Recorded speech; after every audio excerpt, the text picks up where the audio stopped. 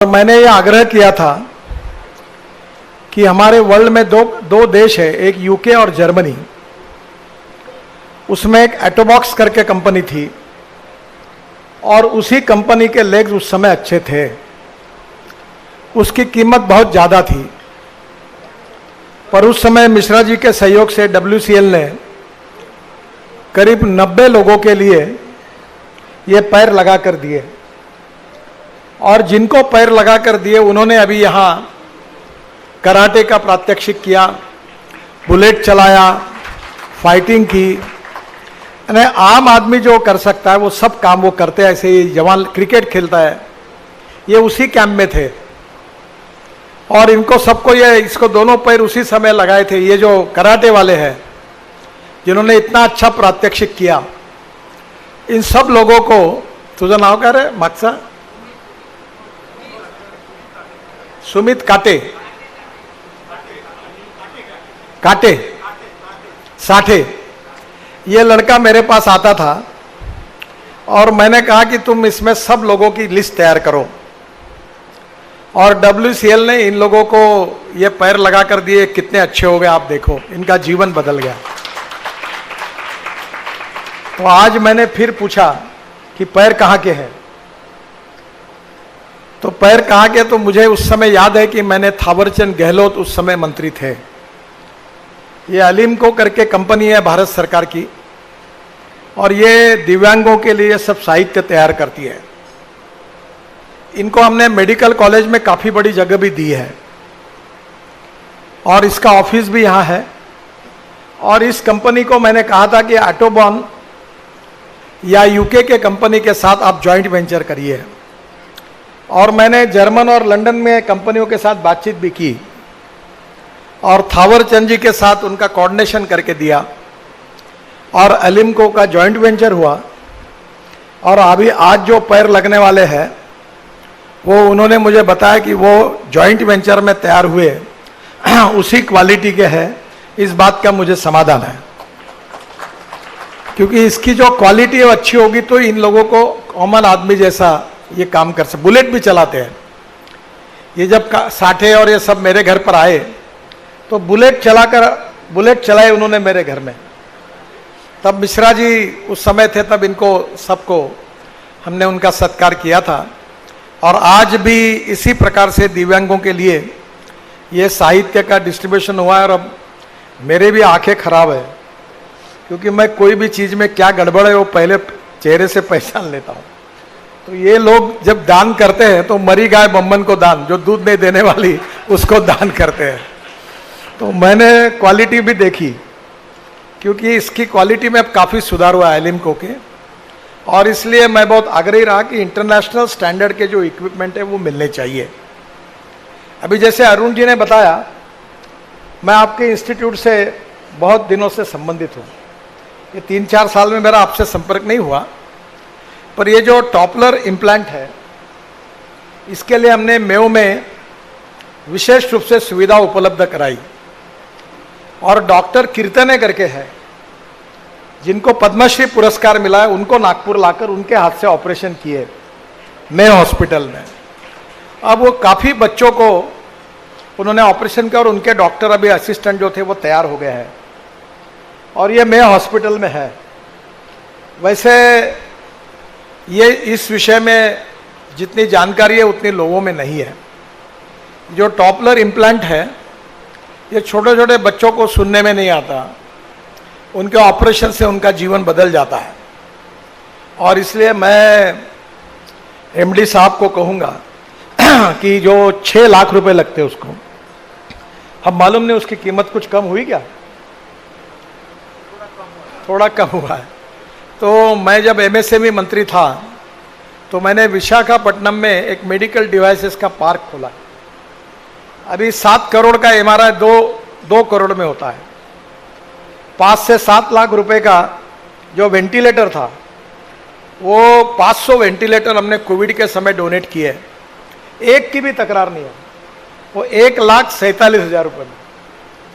तो इसका भी वहाँ अगर मैन्युफैक्चरिंग होगा तो मैं कोशिश करूँगा, पर इससे बच्चों को जीवन मिलने वाला है। और ये जो पिछड़े हुए गरीब लोग हैं वो कहाँ से 6 लाख रुपए लाएंगे?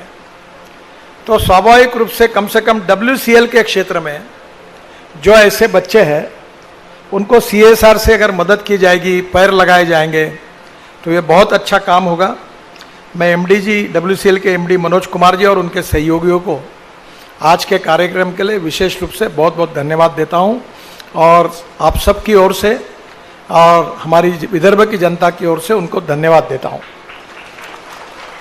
एक महत्वपूर्ण बात है कि एलिम्को के द्वारा, भारत सरकार के द्वारा राष्ट्रीय वयोश्री योजना में ये जो ट्रेड यूनियन के लीडर सब बैठे हैं, मेरा उनसे अनुरोध है कि जो आपके रिटायर्ड कामगार है, उनकी पत्नी है, गरीब लोग हैं, सीनियर सिटीजन है, दिव्यांग है, ऐसे सब लोगों को भारत सरकार की ओर से फ्री ऑफ चार्ज हम लोग स्टिक, कुबडी, श्रवण यंत्र, 3 चाकी खुर्ची, दाताची कवड़ी, चष्मा, कमरेचा पट्टा, संडास खुर्ची, मानेचा पट्टा, ये सब फुकट दे रहे हैं। और इसके लिए मेरा अनुरोध है, अभी तक 18,000 लोगों ने नोंदणी की है। तो WCL के क्षेत्र में जितने आपके 60 साल के ऊपर ज्येष्ठ नागरिक है, उनका आधार कार्ड अगर लेकर आप आएंगे और ऐसा कैंप करेंगे तो आपके भी 1000 लोगों को ये फुकट में देने के लिए हम तैयार हैं। और मुझे लगता है सभी यूनियन के लोग अगर इसमें इंटरेस्ट लेंगे तो काफ़ी गरीब कामगार जो बेचारे रिटायर्ड हुए हैं उनको ये सब साहित्य मिलेगा। 8 दिन और इसके लिए बढ़ाया है, मैं खुद उसका मॉनिटरिंग करता हूँ, और नागपुर महानगर पालिका, जिलाधिकारी सब इसमें काम कर रहे हैं। और इसी योजना को नागपुर जिले में करने के लिए मैंने आग्रह किया है और भारत सरकार से उसके लिए अनुमति भी मिली है, ताकि आपके क्षेत्र में भी ये कैंप होगा तो फ्री ऑफ चार्ज सबको मिल जाएगा। तो दिव्यांगों को भी सामान मिलेगा, सीनियर सिटीजन को भी मिलेगा। तो मुझे लगता है जरूर इसमें आप सब लोग सहयोग करिए। जहाँ तक WCL ने कोल के क्षेत्र में और प्रोडक्शन बढ़ाना चाहिए, ये मेरा उनसे अनुरोध है। और मैं ये ट्रेड यूनियन वालों के सामने बता रहा हूँ इसलिए क्योंकि ये बाद में नहीं तो झंडा लेके आपको और तकलीफ देंगे, तो इनको पता नहीं होगा कि भारत सरकार के डिसइन्वेस्टमेंट कमेटी का मैं अध्यक्ष भी हूँ और फाइनेंस से मिनिस्टर उसके सदस्य हैं। और प्रधानमंत्री का आदेश है कि जो लॉस मेकिंग है, काम नहीं कर रहे, उनको डिसइन्वेस्ट करो। अभी मैग्नीज्योर ऑफ इंडिया का डिसइन्वेस्टमेंट बड़े मुश्किल से मैंने बचाया, और इसलिए आने वाले समय में प्रोडक्टिविटी बढ़नी चाहिए। ये जो प्रशासन है 4-4 साल फाइल लेके बैठता है और एक एक बात के लिए परमिशन लेने के लिए दिल्ली लेटर भेजते रहते हैं। अभी तक अगर ये काम 6 महीने में होता तो देश में कोयले की शॉर्टेज नहीं होती। अब देश में कोयला इंपोर्ट करना पड़ रहा है, और इसलिए जहां कोल है वहां माइन खोलना तुरंत, इसके बारे में कार्रवाई होनी चाहिए। और वो माइन से जितना प्रोडक्शन होगा, तुमाने जी ने कहा कि मार्केट में कोल की प्राइस बढ़ी है, इसका WCL को फायदा नहीं है। जिस दिन ये 12,000 रुपये में बेचेंगे उस दिन बिजली तुमको 14 रुपये यूनिट मिलेगी। अभी तुम्हारे कॉन्स्टिट्यूंसी में बिजली मिल रही 5 रुपये 6 रुपये यूनिट में गरीबों को। इसका कारण ये सस्ता कोयला देते इसलिए मिल रही है। तो इनके रेट कोयले के कभी नहीं बढ़ाना, नहीं तो सब तकलीफ हो जाएगी। तो ये प्रायोरिटी सेक्टर में विशेष रूप से हम सबको बिजली मिलती है और ये कोयला मिलता है, इसलिए ये मिलती है। अब ये बात अलग है कि कोयले के साथ ये पत्थर भी बेचते हैं। और महाराष्ट्र सरकार, मुझे मालूम नहीं पर अभी शायद एक दावत जीत गई है 2-2.5 करोड़ का, बराबर है ना? शायद अभी कोई केस जीती है, क्योंकि नासिक में और कोराड़ी में इनके स्मारक के रूप में खूब पत्थर पड़े हुए हैं, और पत्थर कोयले के भाव से पत्थर भी चले जाते हैं। और ये जो इनका टेस्टिंग है, ये जो ये बोलते हैं उससे 2 डिग्री नीचे ही होता है। ये अगर 4000 कैलोरिक वैल्यू कहेंगे तो वो 3000 निकलता है, 3200 निकलता है, क्योंकि ग्रेडेशन सिस्टम में जो टेस्टिंग है ये होता नहीं। तो इसमें मैंने काफ़ी हायर लेवल पर बहुत बार ये बातें कि कुछ सुधार हुआ है कि थर्ड पार्टी इंस्पेक्शन करो। और थर्ड पार्टी में जो सोना है तो सोने का भाव लो, चांदी है तो चांदी का भाव लो। तो अब धीरे धीरे इसमें काफ़ी सुधार हुआ है। एक 2 दिन 3 दिन पहले मेरे यहाँ कोल सेक्रेटरी और मंत्री जी की मीटिंग हुई थी और उसमें काफ़ी अच्छे निर्णय मंत्री जी ने लिए हैं। तो आने वाले समय में कोल प्रोडक्शन बढ़ाने को उन्होंने और एक अच्छा निर्णय किया, जिसका कृपाल जी ने उल्लेख किया है कि जो माइन बंद पड़ी है, इकोनॉमिकली नॉन वायबल है, उसके बारे में मैंने WCL MD से जानकारी मांगी थी और मैंने उस समय एक पत्र देकर प्रहलाद जी के साथ बैठकर मीटिंग करवाई और मैंने उनको कहा कि जो आपको नॉन वायबल है, अगर कोई प्राइवेट वाला आता है तो देकर देखिए, उतना कोल का प्रोडक्शन बढ़ेगा। तो उन्होंने वो पॉलिसी लाई और 100 कोल माइन का ऑक्शन हुआ है, जिससे नए रोजगार निर्माण होंगे और उसका फायदा होगा। और एक बात हुई है कि पिछले सप्ताह की कैबिनेट के मीटिंग में एक बहुत बड़ा निर्णय कोल एक्ट में सुधार करने का निर्णय हुआ है। अब जो खाली जगह है उसमें कोल बेस वॉशरीज लग सकती है, वहाँ मीथेन के लिए फैक्ट्री डाल सकते हैं। अभी अमोनियम नाइट्रेट का शॉर्टेज है, ये जो कोल प्रोडक्शन कम हो रहा है इसका कारण अमोनियम नाइट्रेट नहीं है। और मैंने जब इसका अध्ययन किया तो देश को 30 lakh ton 35 lakh ton ammonium nitrate लगता है और हमारे देश में 6 से 8 लाख टन ही होता है, बाहर से आता है। तो कोयले से मिथेनॉल और मिथेनॉल से अमोनियम नाइट्रेट, मिथेन से अमोनियम नाइट्रेट बन सकता है। और मुझे मंत्री जी ने, सेक्रेटरी ने बताया कि आपके क्षेत्र में उन्होंने मिथेन से मिथेन बनाना और अमोनियम नाइट्रेट बनाने के बारे में उन्होंने आपके इस क्षेत्र में हमने अनुमति दी है। तो मेरा आपसे अनुरोध है कि ये भी आप करिए। दूसरा, मिथेन से यूरिया बनता है जो हमारे देश में 50,000 करोड़ का हम इंपोर्ट करते हैं।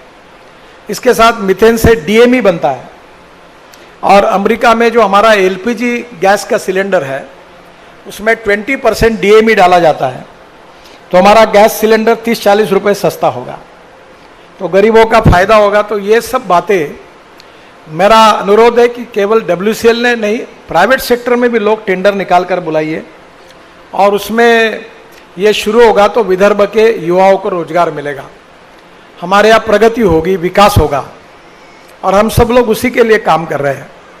तो निश्चित रूप से पर्यावरण का भी विषय बहुत महत्वपूर्ण है और मेरी अनुरोध है अभी आशीष और कृपाल जी से, क्योंकि तुम्हारा राज है महाराष्ट्र में, तो अब हम कहाँ जाएंगे। तो अब ये मैंने बड़े प्रयासों से WCL की जो मिट्टी निकलती थी डंप, उससे सैंड निकालने की टेक्नोलॉजी लाई, इन्होंने सैंड निकाली। अब ये सैंड गरीब लोगों के लिए, कंस्ट्रक्शन के लिए सस्ते में देने के लिए तैयार है, पर महाराष्ट्र सरकार कहती है कि सस्ती नहीं बेचना, क्योंकि जो सैंड के माफिया है, जो माल दबाकर खा रहे और लूट रहे देश को, उनके फायदे के लिए ये कानून हो सकता है। अगर ये सैंड की कीमतें कम हुई तो गरीब लोगों को फायदा होगा और ये दुकानदारा बंद होगी सब घाटों पे, सब नेता उसी पे भिड़े हैं। तो गरीबों को सैंड सस्ती मिलनी चाहिए, ये आप हमारे प्रतिनिधि है, आप भी है, तो बुलाइए और ये सब ब्लैक मार्केट बंद होना चाहिए। इसके लिए आवाज उठाइए, मैं भी उठाऊंगा। इन्होंने रेट कम करने के लिए तैयार है। नहीं, इनकी तैयारी है, मेरी बात हो गई। या और तुम बोलोगे उतना कम, इनको तो फुकट में पैसा मिल रहा है। देखो, इनको फुकट में मिल रहा है, जो इनका डम पड़ा हुआ है उसमें से सैंड निकाल कर बेच रहे, तो मिट्टी बेच रहे, उनके लिए मिट्टी है वो, उससे फेंकना रखना इनके लिए प्रॉब्लम था। तो ये भी बात जो है जो गरीबों के लिए हो सकती है। एक साहब इंपॉर्टेंट बात आपको बताता हूँ, मैं ट्रांसपोर्ट मंत्री हूँ। अभी मैं कंस्ट्रक्शन इक्विपमेंट में इमिशन नॉर्म्स जो है वो यूरो 6 के लाने वाला हूँ। अभी मैंने कार में लाए, ट्रक में लाए, अब आपके मशीनरी में लाऊंगा और आपके जो ट्रक और सब जो है वो यूरो 4 इमिशन नॉर्म्स पे है, BS6 BS4। अब मैं यूरो 6 के इमिशन नॉर्म्स को मैंडेटरी करने वाला हूं। तो आप पहला काम करिए कि डीजल का यूज कम करिए, जनरेटर सेट में इथेनॉल यूज करिए, हम देने के लिए तैयार है आपको। इलेक्ट्रिक करिए, मिथेनॉल यूज करिए और इतना ही नहीं तो आप एलएनजी, सीएनजी, अभी सीएनजी नागपुर में आ गया पाइपलाइन से, तो आप सीएनजी के पंप आपके यहाँ खुल जाएंगे। अब घर में पाइपलाइन से गैस आएगा। नागपुर, वर्धा, चंद्रपुर, भंडारा, हमने ऐसी योजना लाई है कि अब सिलेंडर लेने की जरूरत नहीं, गैस सस्ता होगा और तुम्हारे घर में मीटर होगा। तो धीरे धीरे WCL को भी ये लाइन आ जाएगी, तो सीएनजी पर कन्वर्ट करिए, एलएनजी पे कन्वर्ट करिए। 100 रुपए के डीजल के बजाय 50 रुपए का गैस लगेगा, आपकी बचत हो जाएगी, पोल्यूशन कम होगा। तो मुझे लगता है कि ये नए एक्ट के आधार पर ये इकोलॉजी और इन्वायरमेंट के लिए भी आपसे हमारी अपेक्षा है कि हमारे क्षेत्र में, कोल माइन के क्षेत्र में पर्यावरण के दृष्टि से प्रदूषण कम होना चाहिए। दूसरा, अब आपको अधिकार मिला है कि जो जगह पड़ी है, जो इन्वायरमेंट के ऊपर से दिखती है, टेकड़ी की टेकड़ी पड़ी हुई है, एक भी पेड़ नहीं लगता, तो आप सामाजिक संगठन को, NGOs को, एजुकेशन संस्थाओं को, इवन कारपोरेट को पेड़ लगाने के लिए आप दे सकते हैं। हमने कानून में सुधार कर दिया है। तो हमारे यहाँ की ग्रीनरी बढ़ाने के लिए आप विशेष रूप से योगदान दीजिए, ताकि हमारे यहाँ के इकोलॉजी एंड इन्वायरमेंट का जो इम्बैलेंस हुआ है और कोल का उत्पादन जमीन से होने के कारण, इसमें भी आपका बहुत बड़ा सहयोग मिलेगा। कोल का प्रोडक्शन, जब मिश्रा जी थे तब उन्होंने मुझे बताया था कि हमने एक प्लान बताया था, अब आप है सर, इसको और कम से कम 20 मिलियन टन और बढ़ाना चाहिए, नहीं तो देश के लिए बहुत बड़ी समस्या आएगी, क्योंकि कोल की कमी से फैक्ट्री नहीं चल पाएगी। अब महाराष्ट्र में कोल लोड शेडिंग शुरू हो गया, मेरे गांव में 3-3 दिन का लोड शेडिंग चालू हो गया। अभी किसानों के खेत को पानी नहीं मिलेगा, फिर पुराने दिन आएंगे। तो मेरा आपसे अनुरोध है कि कोल प्रोडक्शन वॉर फुटिंग पर आप बढ़ाएंगे तो पावर की कमी नहीं होगी। और पावर सेक्टर के लिए, इसके लिए आप सुरक्षित कोयला पहले प्रायोरिटी में रखिए, नहीं तो आने वाला समय और कठिन होगा। आपका निश्चित रूप से यहाँ के उद्योगों के विकास के लिए, यहाँ के जवान लोगों को रोजगार निर्माण करने के लिए बड़ा योगदान है। और आखिरी में आपको एक बात कहूँगा कि ये हमारे कर्मचारी हैं, इनको आप खाली जगह देकर स्मार्ट शहर जैसा बना हुआ है वैसा स्मार्ट विलेज आपके एरिया में बनाइए। इनको अच्छे घर बना के दीजिए, 24 घंटे पानी, सोलर पावर, ताकि इनका रिटायरमेंट का लाइफ भी अच्छी तरीके से जाए, इनके बच्चों को अच्छी पढ़ाई मिले, इनको मेडिकल की सभी सुविधाएं मिले। नहीं तो अभी जो आपकी कॉलोनी है वो उतनी अच्छी नहीं है, ऊपर से देखकर लगता है जानवर बांधने के लिए बनाई हो वैसी लगती है। तो वो थोड़ी अच्छी बना के दीजिए, और ये सस्ते में बन सकती है, और ये पैसे ये भरेंगे तो जो सब जगह पर इनको अच्छी सस्टेनेबल डेवलपमेंट, बिजली, पानी, गार्डन, अच्छे प्रकार के ग्रीनरी, तो खेलने का मैदान, तो इनका भी लाइफ इसमें बहुत बदल सकता है। आप लगातार ये प्रयास कर रहे हैं, और आपके नेतृत्व में आने वाले समय में निश्चित रूप से WCL हमारे विदर्भ के क्षेत्र को प्रगति और विकास की ओर ले जाने में अग्रणी रहेगी। और सामाजिक दायित्व के भाव से मैं आपको और एक धन्यवाद दूंगा कि कोविड के समय मैंने आपको प्रार्थना की थी, मंत्री जी को भी की थी, और मेरी रिक्वेस्ट पर आपने 25 करोड़ रुपए ऑक्सीजन प्लांट के लिए नागपुर कलेक्टर को दिए, और उससे Chandrapur medical college, Mayo medical college, बाद में नागपुर का गवर्नमेंट मेडिकल कॉलेज और एम्स, 4 जगह आपके सहयोग से बहुत बड़े बड़े कैपेसिटी के ऑक्सीजन प्लांट लग गए। अभी कोविड तो आना नहीं चाहिए, पर अभी आएगा। जो कठिन समय से हम उस समय गुजरे थे, उस समय में अभी आपने ये जो व्यवस्था करके दी है वो गरीब लोगों के लिए बहुत बड़ी उपयोगी होगी। मैं इसके लिए भी आपको बहुत बहुत धन्यवाद देता हूँ, और निश्चित रूप से आपके नेतृत्व में इसी प्रकार से एक तरफ विकास भी होगा, और गरीबों के लिए आप सेवा करने के लिए CSR से इसी प्रकार से मदद भी करोगे, इसी विश्वास के साथ आपको धन्यवाद देते हुए अपनी बात को समाप्त करता हूँ। नमस्कार।